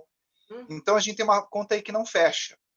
não, Então a mas é tendência isso é que eu estou que falando. acho que um número É, X de artistas vão ganhar dinheiro e micropagamentos, eventualmente uma taxa que ajudou a pagar a internet do fulano, é o máximo que vai restar para a maioria. Isso é uma realidade. Uma então, mas olha realidade por lei de só, mercado, né? Não estou mas falando é que eu acho isso, isso bonito, ao mas é isso contrário, que eu né? estou falando, é isso que eu estou falando. A distribuição de música, ela é micropagamento. Mas aí é que tá, a escassez que você vai gerar não virá daí. Aí é só a vitrine, é onde você está se expondo, onde a sua música está sendo exposta. A escassez que você vai gerar são nos produtos agregados, no físico, é no produto Uhum. físico, é no encontro virtual, pessoal com o seu fã, e isso tudo pago, entendeu? Que é Não é gratuito. fidelização e É o agregar show. valor para aumentar a rentabilidade individual. Que daí é o que o Ex- artista ele consegue fazer individualmente com o seu plano de negócios. Exatamente, porque assim, no streaming, o que vai acontecer com o streaming? Os valores vão aumentar? Vão aumentar. Por quê? Porque a base está aumentando. Você tinha 10 milhões, 20 milhões, hoje já tem mais de 100 milhões de pessoas assinando o serviço. Então, o bolo a ser distribuído vai aumentar.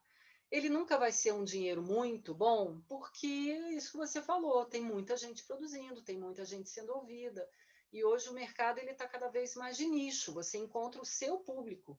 Você tem aqueles Uhum. artistas que têm um público massa, né, que é um público mais geralzão, que esses vão ganhar dinheiro no streaming. Os outros, como a vida inteira, vão estar. Os outros que estão no nicho vão encontrar o seu nicho e vão viver da sua música através da interação com aquele nicho.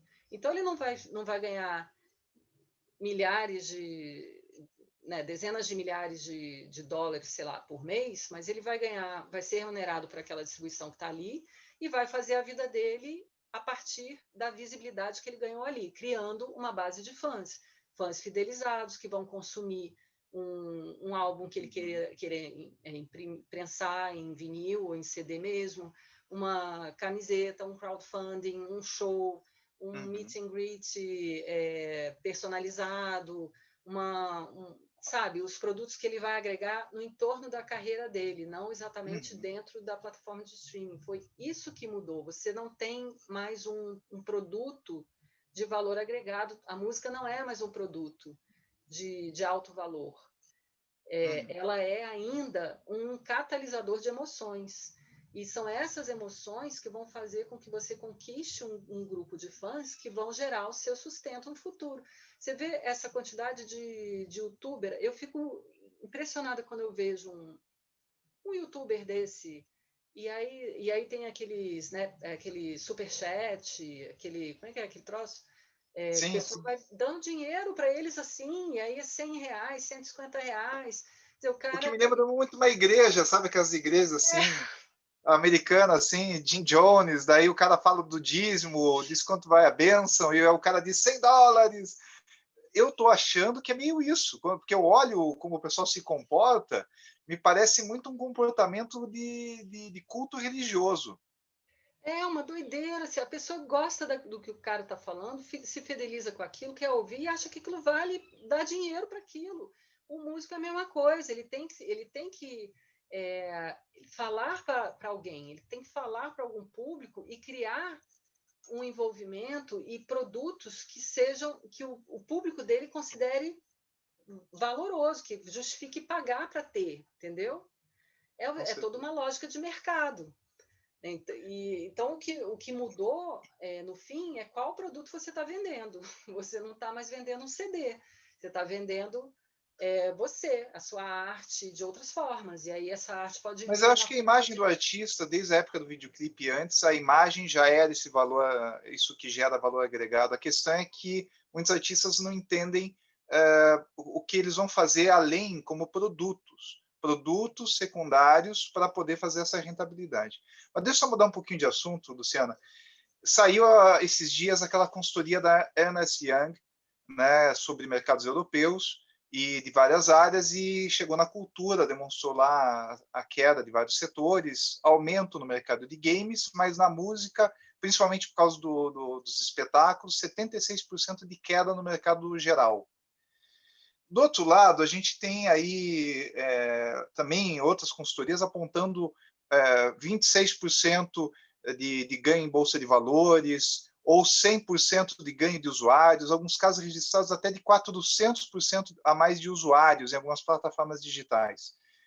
Então, a gente tem uma queda brutal durante a pandemia, né, de parte do mercado, e aí o digital tendo também um aumento brutal, talvez proporcional do outro lado. Isso é uma tendência, é momentâneo, ou você acha que vai ajustar, mas veio para ficar? Não, não é momentâneo. As pessoas aprenderam a usar, com a coisa da pandemia, a falta de show, não poder sair, as pessoas aprenderam a usar o digital. Que existe uma preguiça ainda, né, do grupo mais velho de entra, porque se você não está acostumado com uma tecnologia, para você entrar nela tem que ter um motivo muito forte, né? E esse motivo veio. Ela precisou usar e aprendeu a usar. Então, as pessoas efetivamente entraram, e eu sou consultora de repertório clássico e jazz para a Warner, e a gente aumentou muito o faturamento de clássicos nesse período por conta disso, porque as pessoas que consomem clássicos são geralmente uma faixa etária mais velha, que ouvia vinil, rádio e concertos ao vivo e, de repente, entrou para as plataformas para ouvir o que estava vindo de novo, para conhecer os novos artistas. Então, isso não é passageiro, a base aumentou, as pessoas aprenderam a usar e vão entrar cada vez mais. Isso foi um dos pontos positivos, né, desse confinamento todo. Mas também parou por aí, né? Vamos começar a Pois é, voltar ao tem assunto. todos os outros problemas. Não vamos ficar falando muito do Covid, porque não é a Falar nossa de área, coisa triste. mas falar você também como ouvinte, a experiência que não é orgânica, que não é viva, que não tem a comunidade, né? Qual que é a perda que a gente tem nesse processo das festividades? E eu também fico preocupado com outro aspecto, a infraestrutura de som, de equipamentos, de palcos e tudo que pode se perder. Por exemplo, os shoppings, né, shopping malls nos Estados Unidos, aquela história toda da Amazon, quebrou milhares. Né? Esses prédios, muitos inclusive nem encontraram uso, viraram simplesmente cemitérios. Né? O que vai ser dessa indústria da música, desse sentido, e ao mesmo tempo a perda da experiência? Né? Isso eu acho que é um outro aspecto Não, também olha, que me incomoda um pouco. não, eu sou muito otimista por natureza, tá? Eu acho que isso dura mais esse ano, acho que a partir do meio do ano a gente começa a retomar devagarzinho, experimentando, né? Até o ano que vem já volta os shows normal, talvez não tão, né, aglomerado quanto costumava ser, não sei, isso aí não dá para a gente saber hoje, né? Mas eu não acredito que esse aspecto da vida humana vai se extinguir, pelo amor de Deus, isso aí é suicídio coletivo, porque o ser humano ele depende, nós somos seres sociais, né? A gente necessita desse contato humano, né? A gente necessita estar em grupo, tá com os amigos, e alguns até mais do que outros, então isso não pode ser retirado do nosso aspecto humano. Acho que isso seria realmente um suicídio coletivo. Eu não acredito nisso, não. Eu acho que foi um baque Festividades, esses forte. encontros assim com quem a gente conhece mais, pequenas cidades, eu também acredito que a tendência é que as pessoas vão, à medida que a gente vai criando soluções para essa pandemia e próximas que já estão previstas, as pessoas vão valorizar muito isso. Mas esse grande mercado de espetáculos, de tours, o risco de fechar, tem certos segmentos que talvez as pessoas vão parar de apostar, você não acha? Não sei, espero que não. Eu acho que, eu acho que vão encontrar soluções, vão reformatar os espaços. Da mesma forma que, lembra os cinemas como eram? Aqueles cinemas gigantescos para milhares de pessoas, depois viraram pequenas salas para 100 pessoas, né? Foi uma Não, adaptação de e antes era mercado. drive-in, né? Engraçado, agora voltou drive-in. Voltou o drive-in, voltando o drive-in. Então, acho que a gente vai criar novas experiências de outras formas, né? Reestruturar os espaços que serviam para uma coisa vão servir para outra coisa de outras formas, e a gente vai se moldando, mas sem perder o que eu acho que não a forma pode mudar, mas a experiência do estar junto, né, desse convívio social de ser humano, essa experiência a gente não vai deixar acabar. Eu acho que a gente vai vai dar um jeito de reformular os espaços para que a experiência não acabe. Além disso, tem toda a tecnologia que está sendo desenvolvida, né, das realidades virtuais da vida. Isso tudo vai contribuir muito para que a gente tenha experiências presenciais sem estar exatamente presencialmente, né? Isso vai transformando também... O que eu acho melhor do que você assistir o show dentro de uma bolha de plástico, como teve exemplos aí. Luciano, vamos usar os últimos minutos com umas coisas meio filosóficas, tá bom? A gente já está se encaminhando quase para o final. As majors, enfim, todo o capital internacional sempre maximizou as suas ações para reduzir custos e aumentar lucro. E agora a gente tem uma questão aí de criação de tecnologias ligadas à inteligência artificial para substituir o compositor. Isso, quando eu li, eu me senti dentro de uma distopia do tipo assim, o mundo deu errado. Né? Porque quando começa esse tipo de coisa, você pensa em filme de ficção onde as coisas não foram muito bem. Né? Como que você encara essa situação e o papel da sensibilidade humana? Quer dizer, dá para substituir, ok, você copia certos modos, certas estruturas, mas a sensibilidade, o erro, a subjetividade, não é isso que dá o barato na música? Não, com certeza. Eu acho que a inteligência artificial ela vai substituir algum tipo de composição musical, mas não a criação musical como um todo, porque nós, como consumidores e ouvintes, a gente precisa do novo, da inovação, do que toca a gente mais fundo, né? E quando você está lidando com inteligência artificial, você não está lidando com uma criação inspirada, né? É uma criação copiada. Então, ele copia certos elementos do que foi dito para ele copiar e cria uma coisa que pode ser bela e tudo, mas jamais vai ter uma inspiração como um grande autor, né? Um grande artista. E acho também que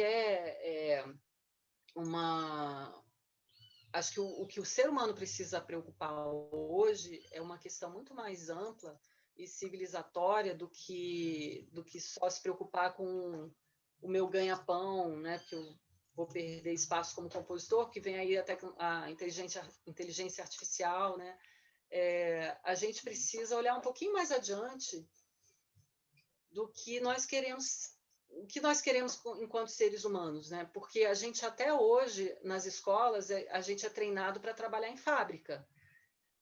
E isso não existe mais, não tem mais isso, né? As fábricas, a mão de obra de fábrica está toda substituída já por inteligência artificial. E a gente continua se formando como seres humanos para trabalhar em fábrica, escritório, né? E não é isso que é ser humano, né? O ser humano ele precisa de filosofia, ele precisa de profundidade nas coisas, busca da verdade, tem todo um aspecto de desenvolvimento humano que a gente perdeu a partir da primeira revolução industrial pela necessidade de mercado. Então a gente tem que começar a olhar, e já tem grupos olhando muito para a educação que era dada na Grécia Antiga, né? A educação clássica que formou os grandes gênios da humanidade, os Da Vinci da vida, os Sócrates, né? Esses grandes gênios, né? É uma educação muito diferente da educação moderna e que vai levar o ser humano para um lugar diferente também, que não é esse mecanicista do que pode ser substituído pela inteligência artificial. Hoje o ser Pois humano é, pode ser substituído pela inteligência artificial. O eu me ser humano da preocupo, sabe, idade porque realmente falando, aproveitando os clássicos, eu ouvi a tecnologia da Huawei lá da China, que terminou a obra inacabada lá, Sinfonia do Schubert. uhum. E eu te confesso que eu fiquei assustado. Ficou muito bom. Não ficou muito bom, não ficou excelente, mas é o seguinte, Mas é algoritmo que lê. você não pode dizer que aquilo não é uma peça, uma conclusão ou uma variável em cima da criação do Schubert. Né? Tem cara de Schubert, tem cara de Sim. complemento da peça. É lógico que um grande compositor erudito vai dizer, não, peraí, isso é besteira por causa de Não. tal variável. Um musicólogo que trabalha com notação vai conseguir desconstruir isso. Mas a audição me pareceu realmente... eu fiquei tenso. Mas Né? olha, não é, mas exatamente não é essa questão. Você está falando de você terminar uma obra, né? Outra coisa é você botar o ovo em pé, né? Depois que o ovo já Pois está é, em pé, você não imita, cabe né? aí. A gente vai ter discussões filosóficas e jurídicas de regulação nas próximas décadas, porque parece que Vai. tem limites aí que tem que ser discutidos. Afinal, isso pode ou não pode? Tem uma hora que o tudo pode também é um problema, né? Que nem o DNA, né? Porque estavam É, replicando lá as ovelhas, depois descobriram que as ovelhas reproduziam uma série de defeitos e aceleravam doenças genéticas, inclusive, né? Então não está é, resolvido para quererem clonar seres humanos, além das implicações filosóficas em cima disso. tem todas Falando as de mais um discussões problema éticas, né? ético, desculpe, As discussões éticas vão acontecer também, o que pode, até qual o limite, até onde vai, até onde não pode ir. Isso tem que ser. exatamente. E a próxima pergunta é sobre isso. O Spotify anunciou aí essa semana que vai, enfim, monitorar os humores das pessoas para indicar músicas. Isso me parece uma violação de privacidade. Eu fico pensando assim, se eu estou com raiva, ele me indica música pesada, hardcore, aí eu fico deprimido. Daí ele me indica uma música deprimente, assim, eles vão me indicar lá, sei lá, um rock inglês meio deprê. Eu E acho que a gente está dados disso, né, de saber nos nossos humores, vai ser vendido isso para alguém. Então, e não vai, sei lá, a indústria farmacêutica querer me vender remédio, ou o meu empregador dizer, olha, você está deprimido, eu tenho que te demitir. A pergunta é a seguinte, não tem que ter regulação? Será que eles não estão passando dos limites com algumas coisas como essa? Eu acho que aquela lei da privacidade lá, né, veio para isso, né? Eu acho que sempre que você tem uma iniciativa dessa, como teve também o Facebook agora com aquela questão do WhatsApp, né? Sempre com um pensamento positivo, não, vou fazer isso porque vai ajudar a pessoa a descobrir uma música, melhorar o Uhum. humor. E aí vem ao outro lado e pensa no uso ruim que pode ser feito daquele avanço. E aí que você tem que ter a discussão da ética e pode ou não pode, né? Mesmo que aquele desenvolvimento seja interessante por um lado, ele pode ser usado para um lado ruim, então vamos discutir até que ponto você pode ir. A energia nuclear ela foi criada e depois foi usada para criar uma bomba. Então, Sim, você sempre vai ter num desenvolvimento tecnológico um uso bom e pode existir um uso ruim, e isso tudo tem que ser regulado de alguma forma. E aí gera sempre esse estranhamento inicial, a gente aceita ou não aceita, até uhum. aí eu aceito, depois não aceito mais, e vamos discutir, e a boa parte das empresas mudaram de ideia depois que viram que a reação foi ruim. Não sei ainda o que vai acontecer com essa ideia do Spotify, mas eu acho que é por aí. Se a reação for ruim, eles vão voltar atrás. E já existe, acho que, muita discussão nesse sentido, né? Em todas as áreas do desenvolvimento tecnológico, as questões éticas, né, são importantes. Sim. Luciana, para a gente ir concluindo, tem uma questão que eu acho muito importante atualmente, porque a pandemia acelerou o consumo digital e acelerou a quarta revolução industrial. E essa revolução ela é caracterizada, né, pela integração total entre equipamentos, pessoas, dados de usuários, experiência do consumidor, tem também a questão da realidade aumentada, entre outras características. Mas, especialmente, a aceleração do trabalho remoto, consumo digital, recebimento virtual, né? E relacionamentos à distância, entre outras coisas.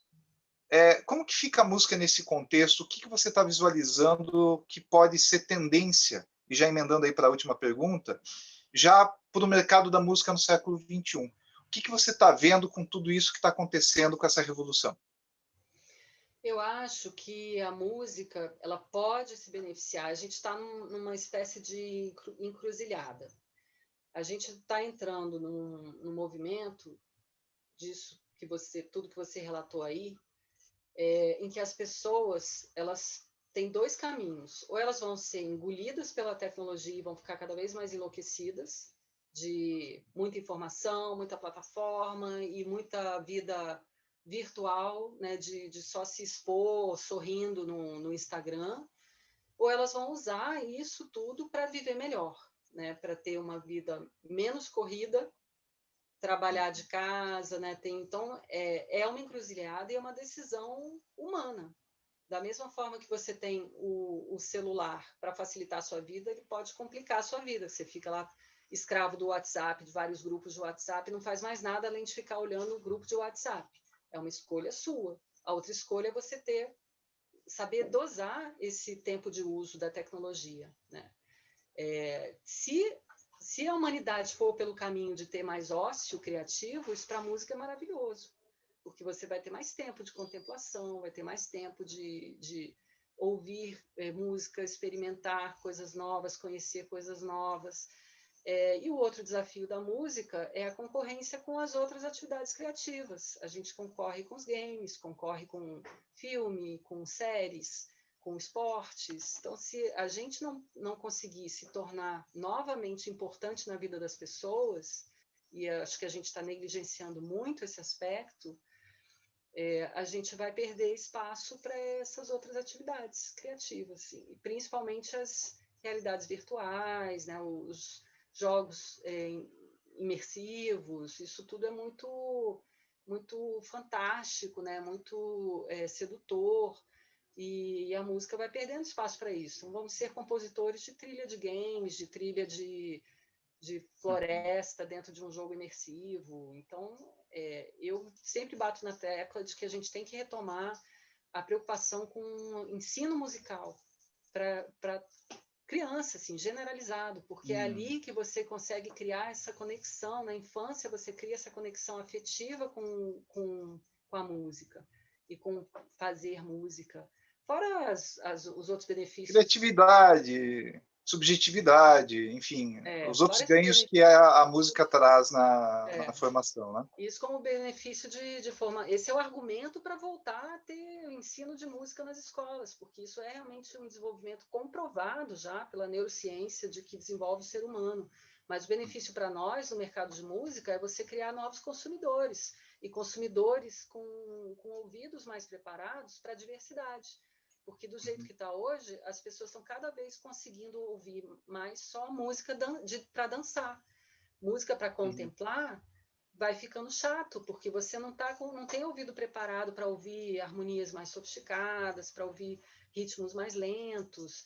E aí a música, e principalmente os músicos, perdem espaço de mercado, espaço de ganha-pão, de vida. Eles deveriam ser as pessoas que estariam ali brigando por isso, né? Para ter uma educação musical, não é arte, é música nas escolas.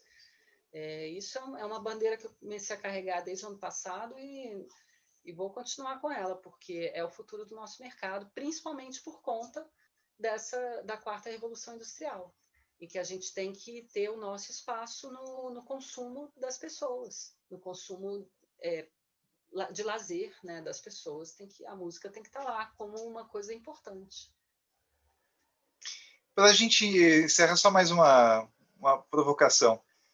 Para músico, cada vez mais a música nessa revolução não será negócio, e o negócio em si, a indústria, vai passar por mais profundas e radicais transformações nos próximos anos, na sua opinião? A música é resiliente, né? A indústria da música é resiliente, é guerreira.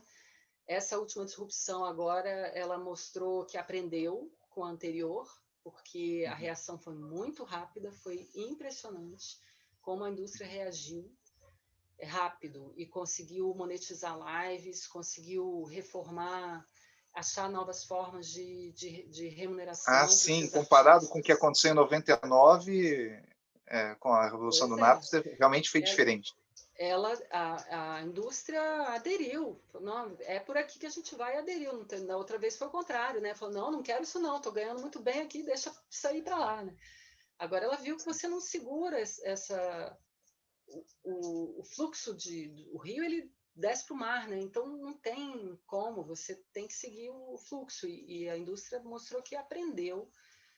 Não vai ser a última, as disrupções vão ser cada vez mais frequentes, só que hoje as empresas têm um departamento de novas mídias, novas tecnologias, Sim. que elas não pensavam nisso antes. Hoje elas pensam, Uhum. qual é o próximo desenvolvimento? Então, elas já estão de olho nas universidades, nas feiras, o que está rolando, o que isso pode impactar o meu mercado. Então, acho que cada vez mais ela vai sofrer menos a disrupção daqui para frente, por conta do aprendizado, né? Que foi, para mim, fiquei Uhum. feliz de ver que houve um aprendizado, né?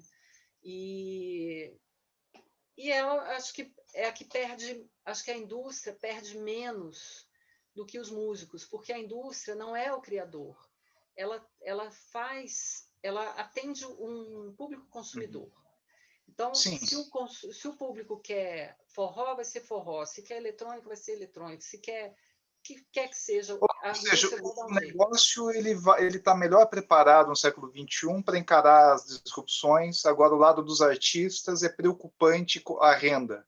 Isso é Os mais ou menos um artistas, desfecho que a gente pode dizer que a os gente vai ter que artistas, continuar esse debate em outras ocasiões, mas que, em resumo, a gente vai ter que estar atento com o lado do criador, porque está difícil para a maioria. mas aí é o que eu acho que a indústria também amadureceu. Se você vê nessa pandemia o que aconteceu, uma rede de solidariedade muito bonita. E isso também é uma mudança. E partiu do sistema, digamos assim. Partiu das gravadoras, das associações. Então, essa rede de proteção também dos criadores, ela se colocou ali e trabalhou, e eu acho que isso será uma constante também.